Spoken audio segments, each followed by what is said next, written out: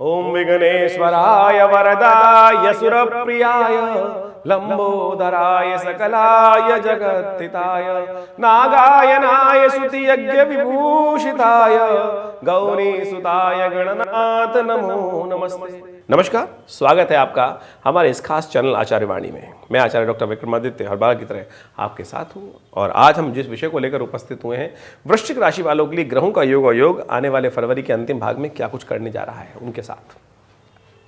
देखिए, इस संसार में सब कुछ जो भी है ना, चाहे यावन मात्र ब्रह्मांड के अंदर, वो सब ग्रहाधीन है और ग्रहों की गणनाओं को समझकर हम बहुत कुछ पहले से अंदाजा लगा सकते हैं कि किस प्रकार का योग हमारे साथ घटनाओं घटने का योग बनता दिखाई दे रहा है। और उसमें यदि हम पूर्वाभास पहले से कर लें तो हम बहुत कुछ परिवर्तन का योग भी बना सकते हैं। स्थिति को परिवर्तन करने की स्थिति कर्म के द्वारा बनती है और कर्म यदि शुभ होगा तो उसका प्रभाव भी शुभ होगा। यह आप सैद्धांतिक तौर पर माना जाए। अवश्यमेव भोक्तव्यम कृतम कर्म शुभाशुभम, शास्त्र कहता है, गलत नहीं कहता है।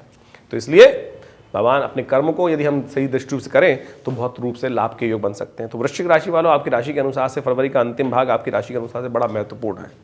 इन दिनों आपकी राशि के स्वामी हैं मंगल, और मंगल सबसे शुभ, सबसे ज़्यादा ताकतवर भाव में, सबसे ज़्यादा राशि के अनुसार से चल रहे हैं, यानी कर्म और पराक्रम वाले भाव में बैठे हैं।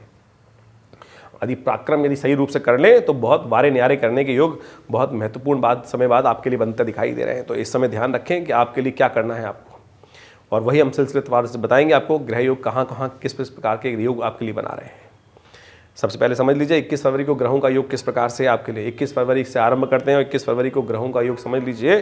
द्वादशी तिथि है, माघ के महीने की शुक्ल पक्ष की द्वादशी, बुधवार का अवसर, प्रदोष का योग बना रहा है। ये दोनों के मिलकर द्वादशी रहेगी दोपहर तक, उसके बाद शाम के समय जब सूर्यास्त हो जाएगा तो प्रदोष का योग बन जाएगा।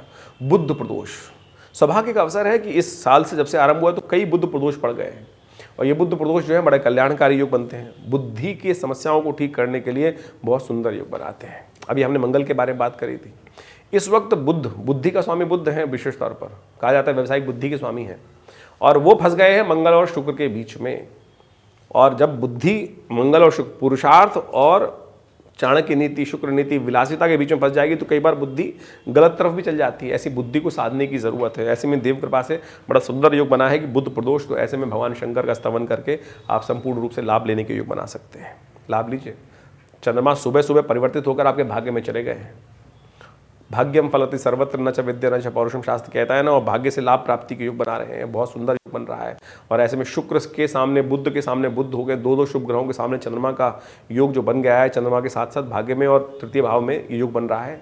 तृतीय में बुध, तृतीय में शुक्र और मंगल, और सामने बहुत सुंदर तरीके से भाग्य में चंद्रमा सुबह सुबह पहुंच गए 7:43 पे। तो आपके लिए धर्मयुक्त कार्य करने से लाभ, धर्म में इच्छा जागेगी, सज्जनता से आपको लाभ प्राप्त होगा। और एक बात ध्यान रखिएगा, इस सज्जनता का उपयोग आप अपने लिए करिएगा। बहुत सारे लोग सज्जनता को बहुत दुरुपयोग भी कर लेते हैं। तो ऐसे में ग्रह योग आपके अनुकूल हैं, बढ़िया सुंदर योग बन रहा है। लाभ के योग बनने चाहिए, शिव का ध्यान करें, कल्याण के योग बनेंगे। धर्मयुक्त कार्य करेंगे तो बहुत सुंदर रहेगा आपके लिए। वहीं 22 फरवरी को गणना बहुत ही उचित और सुंदर बन रही है। वर्ष में 1-2 बार ऐसी गणना बनती है, उनमें से एक दिन है ये विशेष तौर पर 22 फरवरी का दिन। क्या है? गुरुवार है, त्रयोदशी तिथि, उदया तिथि है और साथ साथ पुष्य नक्षत्र हो गया है। और ये पुष्य नक्षत्र गुरु पुष्य का योग निर्माण करती हैं, जो सुबह सूर्योदय के आसपास से आरंभ होगा, करीब करीब 6:58 से और शाम तक चलेगा 4:47 तक। ये योग ऐसा है कि इसमें कोई भी कार्य कर लें उसमें विजय सफलता के योग बनते हैं।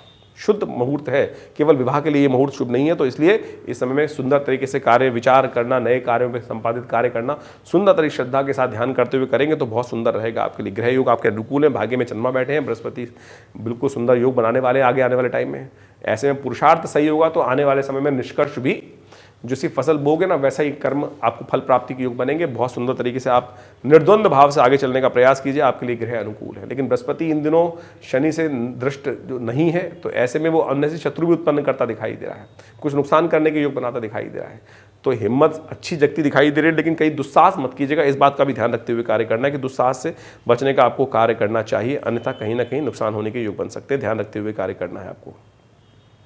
23 फरवरी की यदि हम बात करें तो शुक्रवार का अवसर है, साथ साथ चतुर्दशी तिथि पड़ रही है और इस दिन सत्यव्रत का भी योग बन रहा है।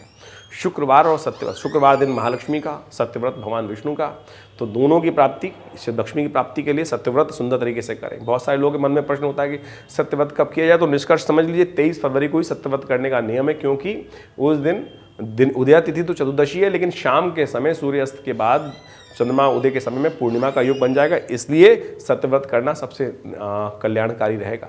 व्रत करें, भगवान की कथा का पाठ करें, ओम नमो नारायण का पाठ करें, आपके ग्रह अनुकूल है और परिवर्तन का योग बनाएंगे। शाम के समय सिंह में चंद्रमा चले जाएंगे और जो भी आप मेहनत करने रहे होंगे उससे पूर्ण लाभ के योग, अच्छे से धर्मयुक्त कार्य करने से धर्म का प्रभाव भी आपके लिए कल्याणकारी रहेगा। लेकिन एक बात ध्यान रखिएगा, भद्रात पड़ेगी करीब 3:33 के बाद, तो उससे पहले नए कार्य आरंभ कीजिएगा, उसके बाद नए कार्यों से करने से बचिएगा, ध्यान रखिएगा।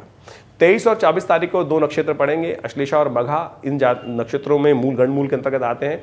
जो कोई विशेष तौर पर ऐसे में कार्य करते हैं, बच्चा जन्म लेता है, उनकी मूल शांति माता पिता को अवश्य करानी चाहिए, नहीं तो पूरे जीवन वो बच्चा परेशानी में रहता है, परिवार भी परेशानी में रहता है। हमने देखा बहुत सारे जातकों के जीवन में मूल शांति नहीं हुई थी, और जब देखा ग्रह बहुत सुंदर हैं लेकिन प्रभाव नहीं आ रहे हैं, और जब उनकी मूल शांति के बारे में पूछा, नहीं हुई थी, करवाई गई, 27 दिन बाद परिवर्तन का महत्वपूर्ण योग बना, 27 मूल शांति के बाद। तो इसलिए ये निष्कर्ष है, बहुत वृहद वर्णन कई बार हमने किया है, लेकिन निष्कर्ष छोटे से रूप में बताने का प्रयास कर रहे हैं। तो 23 और 24 तारीख को अश्लेषा और मघा नक्षत्र का योग है, तो उस जो जातक जन्म लें उनकी मूल शांति 27 दिन तक अवश्य माता पिता करा लें, अच्छा रहेगा। 24 तारीख को ग्रह गणना बहुत सुंदर बन रही है, शनिवार का अवसर है, सिंह राशि में चंद्रमा का प्रवेश हो चुका है और बृहस्पति के साथ में बैठकर दृष्टि बन रही है, और ये उन्नति का योग प्रशस्त कर रही है, लाभ का योग प्रशस्त कर रही है।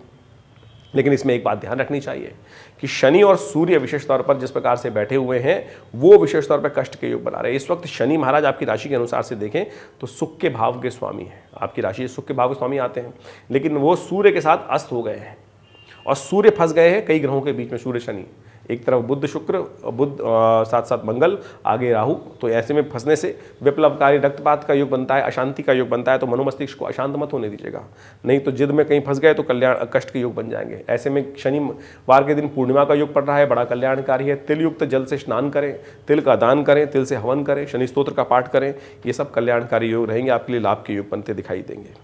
25 फरवरी को मास परिवर्तन का योग बन रहा है, माघ मास समाप्त होकर फागुन का मास आरंभ हो रहा है, रविवार का अवसर है, प्रतिपदा है और ग्रह आपके अनुकूल बने हुए हैं। सिंह राशि में चंद्रमा चलते हुए आपके लिए शत्रुओं पर विजय प्राप्त करने का योग बना रहे हैं और साथ साथ आपके कार्यों में सफलता फल देने के योग बना रहे हैं। तो ऐसे में आप पूरी आश्वस्त होकर आगे बढ़ने का प्रयास करें, सूर्य को जल दें, कल्याण का योग बनेगा। 26 फरवरी को द्वितीया तिथि है, चंद्र का अवसर है, कन्या राशि में चंद्रमा प्रवेश करेंगे सुबह 8:10 पर और ये आपके लिए लाभ का मार्ग प्रशस्त करेंगे। लेकिन थोड़े खर्चे बढ़ते दिखाई दे रहे हैं, ध्यान रखते हुए कार्य करना है, अननेसेसरी खर्चे ना बढ़ें, इसका ध्यान रखते हुए कार्य करेंगे तो अच्छा रहेगा। वहीं 27 फरवरी को विशेष तौर पर मंगलवार का अवसर, तृतीया तिथि, और ये ग्रह जो है विशेष तौर पर आपको ऐसे में थोड़ा सा ध्यान रखते हुए कार्य करना है। लाभ होने के योग अच्छे बनते दिखाई दे, लेकिन बृहस्पति महाराज जिस प्रकार से योग बना रहे हैं आपके छठे भाव में बैठकर, वो कहीं ना कहीं कुसंगति में फंसाते हैं आपको। इस वक्त शनि भी दृष्टि नहीं डाल रहे हैं। अगर शनि की दृष्टि अस्त होने के कारण से ये बात समझें कि शनि महाराज आपके चतुर्थ भाव में बैठकर बृहस्पति पर दृष्टि डालते थे, तो बृहस्पति जो शत्रु बढ़ाते थे, शनि उसको कम कर देते थे। लेकिन अब बृहस्पति पर कोई दृष्टि नहीं है, तो बृहस्पति सम्मान तो बढ़ा रहे हैं, सफलता दे रहे हैं, लेकिन साथ साथ कंपटीशन भी बढ़ाने का प्रयास कर रहे हैं। तो ऐसे में ध्यान रखते हुए कार्य करें। हनुमान जी की पूजन करें, हनुमान जी पर चूल्हा चढ़ाएं। ऐसे में शनि के दोष को हरने के लिए ये लाभ आपको देगा, कल्याण के योग बनाएगा। 28 फरवरी को ग्रह योग है, परिवर्तन का योग तो बन रहा है लेकिन देर शाम बन रहा है, उससे पहले थोड़े से खर्चे होने के योग दिखाई देते हैं। ध्यान रखते हुए कार्य करना है आपको, तो अच्छा रहेगा आपके लिए। ऐसे में बुधवार का अवसर है, भगवान बुद्ध विशेष तौर पर भगवान गणेश का स्तवन करें, चतुर्थी का योग है, व्रत रखें, कल्याण के योग बनेंगे, आपके कष्टों को दूर करने योग बनेंगे। 29 फरवरी का दिन 4 साल बाद आया है और क्योंकि लीप ईयर है, 4 साल बाद ग्रहों का परिवर्तन का जिस प्रकार का योग बन रहा है, ऐसे में थोड़े से खर्चे बढ़ाने का समय दिखाई देता है आपके। अननेसेसरी के लोग परेशान करने के योग बना सकते हैं, तो ध्यान रखते हुए कार्य करना होगा, बेकार के प्रपंच से बचना होगा। ऐसे में पीली चीज़ों का दान करें, गुरुजन का आशीर्वाद लें, वस्त्र इत्यादि गुरुजन संत महात्माओं की सेवा करने में लगाएं तो कल्याण होगा। लेकिन ऐसे में ग्रहों गणनाओं को कुछ और भी रूप से समझने का प्रयास करना चाहिए। इन दिनों ग्रहों की गणना को यदि आप समझें, सूर्य और उनके पुत्र शनि एक साथ एक राशि पर विराजमान है और बहुत सारे ग्रहों के बीच में फंसे हुए हैं। यदि उनसे पीछे वाली गति देखें तो वहाँ पर शुक्र, मंगल, बुध विद्यमान है, उनके आगे बृहस्पति और राहु विद्यमान है। तो ये ग्रहों के बीच में ये युक्ति फंस गई है। कहा जाता है कि कहीं ना कहीं युद्ध होने के आसार दिखाई देते हैं। ऐसे मनोमस्तिष्क में भी आपके कहीं ना कहीं कुछ द्वंद्व हो सकता है और साथ साथ रक्तपात होने के योग भी दिखाई देते हैं, जो यानी सामाजिक दृष्टिकोण से ये पूरे विश्व के लिए ग्रह गणना ऐसी दिखाई दे रही है। तो इस वक्त आप अपने मन मस्तिष्क को शांत रखते हुए, समय को हमने आपको बताया, वो सब चीज़ों को समझते हुए कार्य करने का प्रयास कीजिए। देखिए, ऐसा नहीं है कि ग्रह गणना सबके लिए एक जैसी रहेगी। अब ये तो हम ब्रॉडर कैटेगरी बताते हैं, लेकिन इसके बाद भी आपकी राशि के अनुसार से, आपकी जन्मपत्री के अनुसार से, आपकी महादशा, आपकी नवांश इत्यादि के द्वारा क्या कुछ घटने के योग हैं, ये आपको अच्छे समझने का प्रयास करना चाहिए। ग्रह बहुत ज्योतिष जो है बहुत सूक्ष्म विज्ञान है। हर चीज़ के छोटे छोटे परिवर्तन से जीवन में ऊपर नीचे। अब देखिए, एक घर में 2 जुड़वा बच्चे पैदा हुए हैं, दोनों के जन्म में कुछ क्षणों का ही फर्क है, लेकिन फिर भी उनके भाग्य में बहुत बड़ा परिवर्तन है। एक बहुत उन्नति कर रहा है, एक के जीवन में दुख हो रहा है। तो देखिए, ये सारा का सारा आप ज्योतिष विज्ञान के दृष्टिकोण से देखेंगे तो राशि तो एक ही आएगी, लग्न तो एक ही आएगा, आती है कई बार, लेकिन फिर भी यदि इंटरनल कुंडलीज को देखने का प्रयास करोगे तो कहीं ना कहीं परिवर्तन होगा। तो ये राशिफल जो हम आपके समक्ष रखते हैं, तो ये जनरल कैरेक्टरिस्टिक्स के तौर पर बताने का प्रयास करते हैं, जिससे बहुत कुछ मैच करेगा इससे, लेकिन सूक्ष्म गणनाओं के आधार पर बहुत कुछ जाना जा सकता है। और वृहद रूप से समझने का प्रयास जब हम भी करते हैं तब समझ में आता है कि देखो, इस ग्रह योग के कारण से ये कुछ घटनाएं घटी। तो आप ज्योतिष विज्ञान को प्रत्यक्ष रूप से समझने का यदि प्रयास करेंगे तो बहुत सुंदर हो। ऐसे में हमारा संस्थान विवेकानंद योगाश्रम पिछले बहुत अनेक वर्षों से हमारे पिता आचार्य श्री केशव देव जी के सानिध्य में रहते हुए बहुत अद्भुत कार्य करने का प्रयास किया। ज्योतिष विज्ञान में बहुत सारे शोध किए, बहुत सी पुस्तकें आश्रम के द्वारा लिखी गई, शोध किए गए, बहुत सारे ग्रंथ की रचना की गई, नित्य प्रति बहुत सारे अनुष्ठान इत्यादि आश्रम पे चलते ही हैं। आप लोग भी उस आश्रम में चलने वाले अनुष्ठानों में विभिन्न समय पर सादर आमंत्रित रहते हैं, हम आपको आमंत्रित करते ही रहते हैं। इसके अलावा हर रविवार को आश्रम पे बहुत जो नित्य प्रति यज्ञ होता है 8 घंटे करीब, रविवार वाले यज्ञ में आप सब लोग सम्मिलित हो सकते हैं और विशेष तौर पर आश्रम की जो गतिविधियाँ उसमें सम्मिलित होकर ईश्वर की प्रेरणा से बहुत सारे कार्य कर सकते हैं। माँ भगवती दुर्गा का शिव विग्रह जो 1947 में 500 वर्ष पुराना शिव विग्रह आश्रम पे प्रतिष्ठित है, उनका भी दर्शन कर सकते हैं रविवार को आकर। और हमारे संस्थान के द्वारा बहुत बड़ा एक हॉस्पिटल बनाया गया है, योग प्राकृतिक चिकित्सा आयुर्वेद का हॉस्पिटल है, जो भारत सरकार के पैनल पर भी है। और बहुत सारे योग प्राकृतिक चिकित्सा एवं आयुर्वेद के द्वारा हम लोग बहुत सारे असंभव रोगों को ठीक करने का हम प्रयास करते हैं और बहुत सुंदर तरीके से रिजल्ट्स भी बहुत अच्छे आ रहे हैं। तो कोशिश ये करें, हमने एक प्रयास किया है दिल्ली जैसे शहर में रहकर एक 100 बेड का हॉस्पिटल 2 एकड़ के संस्थान में सुंदर तरीके से एक बना के रखा है। आप सब लोग उन सब शोध संस्थान के द्वारा मुद्रा विज्ञान पर बहुत अद्भुत कार्य किया गया है हमारे संस्थान द्वारा। हमारे द्वारा बहुत सारी कि कौन सी हाथ की कौन की विभिन्न उंगलियों के द्वारा कैसे विभिन्न रोग ठीक करने का प्रयास कर सकते। मन शांत नहीं हो रहा है, बहुत क्रोध आ रहा है, या विशेष तौर पर कई प्रकार का अनमनापन है, नींद की गोली रोज खानी पड़ती है, तो ऐसे में ज्ञान मुद्रा इत्यादि का अभ्यास, हृदय के संबंध में बहुत सारी समस्याएं उत्पन्न हो रही है, बहुत सारी ब्लॉकेजेस हैं और या बहुत सारा हार्ट की ऑपरेशन है, ऐसे में ये मृत संजीवनी मुद्रा 3 सेकंड में फर्स्ट एड देने का कार्य करती है। पहली उंगली अंगूठे के बेस पे लगाकर बीच की दोनों उंगलियां, ये हमारे पिता आचार्य श्री केशव देव जी की अद्भुत खोज है।